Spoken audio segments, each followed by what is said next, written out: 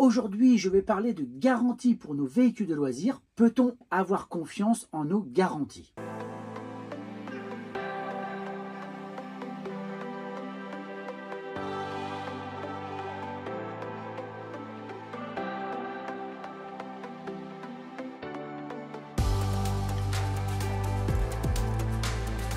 Bonjour et bienvenue sur ma chaîne, je suis très heureux de vous retrouver, ça fait vraiment très plaisir. D'abord, je tiens à remercier tous ceux qui s'abonnent, j'ai dépassé largement les 4200, 4000, bientôt 4500 abonnés, voire peut-être même plus au moment où je tourne cette vidéo, donc encore merci. Alors je vais vous faire un petit point sur la garantie constructeur et l'extension de garantie, parce que ce sont des éléments quand on achète un camping-car qui sont vraiment essentiels, notamment lorsqu'on a des problèmes. Question d'abord, c'est quelle garantie encadre votre véhicule de loisir? Est-il possible de souscrire une extension de garantie? Je vais vous parler donc de tout cela un peu plus en détail. Alors ce qu'il faut savoir, c'est qu'il existe trois sortes de garanties des véhicules de loisir. La garantie de conformité, celle des vis cachées et la garantie commerciale ou extension de garantie. Donc je vais d'abord vous parler de la garantie de conformité et des vis cachées. Face à un vendeur professionnel, vous disposez d'une action légale, la garantie de conformité. Elle s'applique aux biens neufs et aux biens d'occasion et uniquement dans les relations entre l'acheteur, le consommateur et le vendeur. Donc là, on parle bien sûr de vendeur professionnel. Lorsque vous achetez un véhicule de loisir, il doit être conforme à l'usage attendu et à la description faite. La garantie de conformité s'applique sur les défauts déjà présents lors de la livraison du véhicule. L'action en conformité se prescrit en 2 ans à compter de la délivrance du bien. Et là, je fais référence à l'article L211-12 du Code de la consommation. Si le litige persiste, vous pouvez faire appel à un médiateur ou un conciliateur. Et justement, il y a ceux qui font partie ou qui sont membres de la Fédération française de camping-car. Vous pouvez joindre la protection juridique incluse dans votre carte. Alors, quels sont les défauts concernés? Il s'agit donc du bien correspond à la description donnée par le vendeur, ou bien celui-ci est impropre à l'usage attendu, s'il présente un défaut de fabrication ou une imperfection. Le défaut peut porter sur l'installation, si elle n'avait pas été réalisée correctement. Alors moi j'ai eu l'occasion de faire appel justement à cette garantie de conformité, à plusieurs reprises d'ailleurs, parce qu'il y avait plusieurs petits défauts au niveau du camping-car. Il y a eu, alors c'est pas des choses forcément hyper importantes, mais j'avais eu la porte de la salle de bain qui était voilée, j'avais un souci avec le plaquage des tiroirs qui se décollaient, j'ai aussi un joint de porte d'entrée qui se déchirait, donc la porte n'était pas bien positionnée.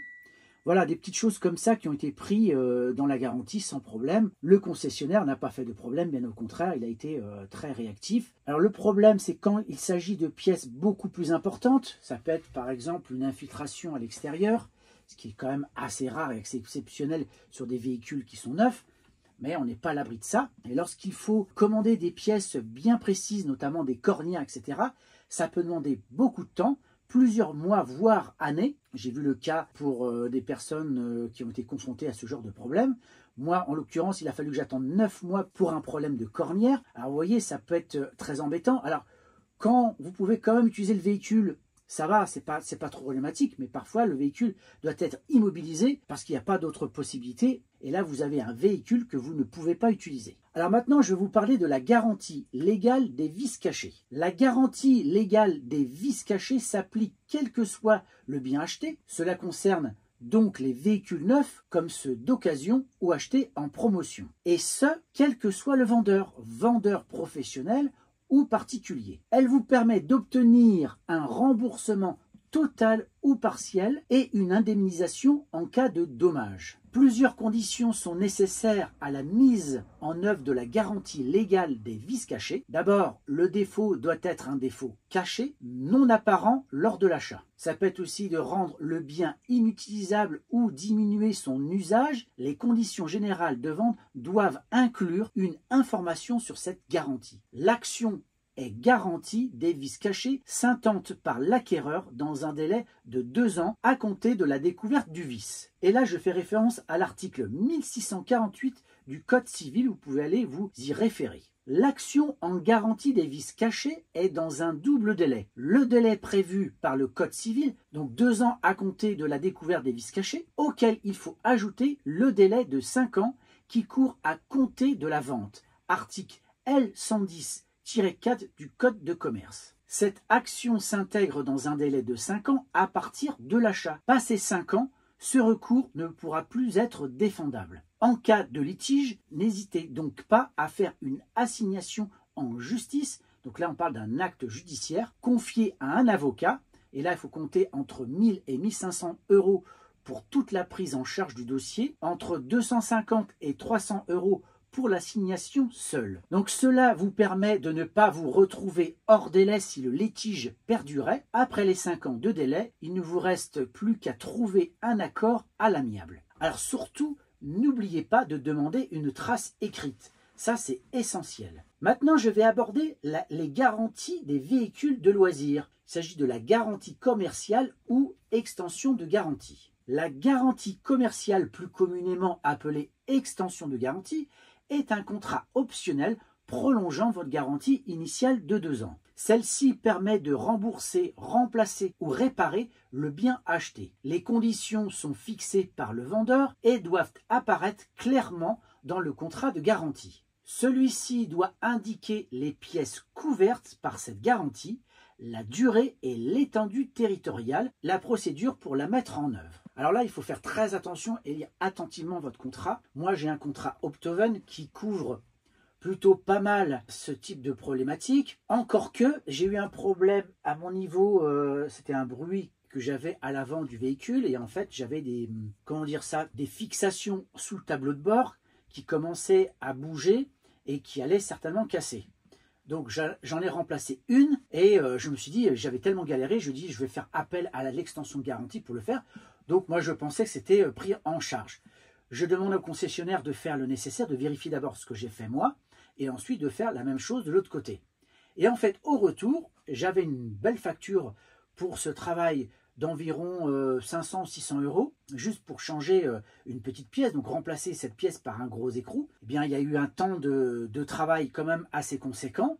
Donc, c'est la main-d'œuvre en gros que j'ai payé. Et là, j'ai demandé, je dis mais comment ça se fait que c'est pas pris en extension garantie? Ils m'ont dit, bah non, ça fait pas partie de l'extension garantie.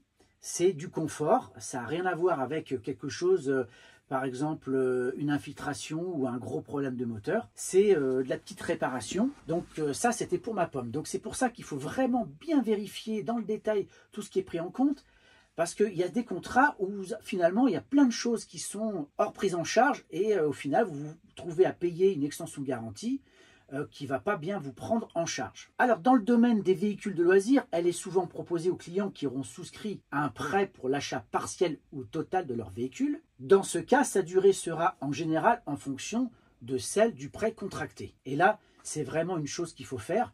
Quand vous avez un contrat qui est à peu près correct, c'est un petit peu plus au niveau du crédit, mais franchement, imaginez, vous avez une grosse panne moteur, et ben là, c'est pris en charge, pas de problème. À noter que le contrat d'extension de garantie peut prévoir la mise à disposition d'un bien de remplacement pendant la durée d'immobilisation de votre bien. Alors, il faut savoir que le professionnel n'a pas l'obligation de vous proposer cette extension de garantie. Pour ma part, moi, je la propose. En tout cas, je la conseille parce que une infiltration d'eau, ça peut vous coûter extrêmement cher. J'ai vécu ça un petit peu, pas directement, mais j'ai vendu moi-même un camping-car que je pensais totalement nickel. Donc j'ai revendu ce camping-car à quelqu'un que je connaissais très bien, un professionnel, qui m'a fait confiance. Il a fait confiance, c'est vrai que d'aspect extérieur, le camping-car était nickel. Malheureusement, l'acheteur suivant s'est rendu compte qu'il y avait un petit souci au niveau de la capucine et il avait remarqué qu'il y avait une petite boursouflure mais très légère. Et donc il a demandé à ce que ça soit vu et malheureusement, eh bien, il y avait des gros dégâts d'eau qui n'étaient pas franchement visibles mais pourtant qui avaient fait de gros dégâts.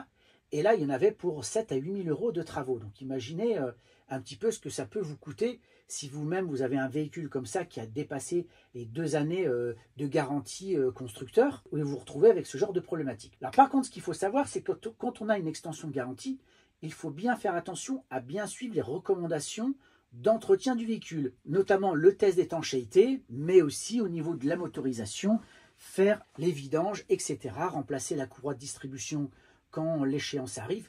Tous ces points-là sont vraiment à vérifier et à suivre à la lettre. Sinon, la garantie pourra être refusée et notre prise en charge. Donc voilà un petit peu ce que je voulais vous présenter sur ces questions de garantie, d'extension de garantie. Donc regardez tout ça de très très près parce que c'est très important. Et surtout, quand vous avez un problème et lorsque votre véhicule est sous garantie, il ne faut pas hésiter une seule seconde. Lorsque vous avez ces 2 ans de garantie constructeur, il faut aller absolument, dès qu'il y a un petit souci, vous emmenez votre véhicule et vous faites réparer ce qu'il y a à réparer. N'attendez pas, parce que après, ça peut être une vraie galère pour être prise en charge. N'hésitez pas à partager cette vidéo, surtout mettez des commentaires, parlez éventuellement de vos expériences, c'est toujours bien d'échanger un petit peu sur nos expériences. Je vous dis à très bientôt pour une prochaine vidéo.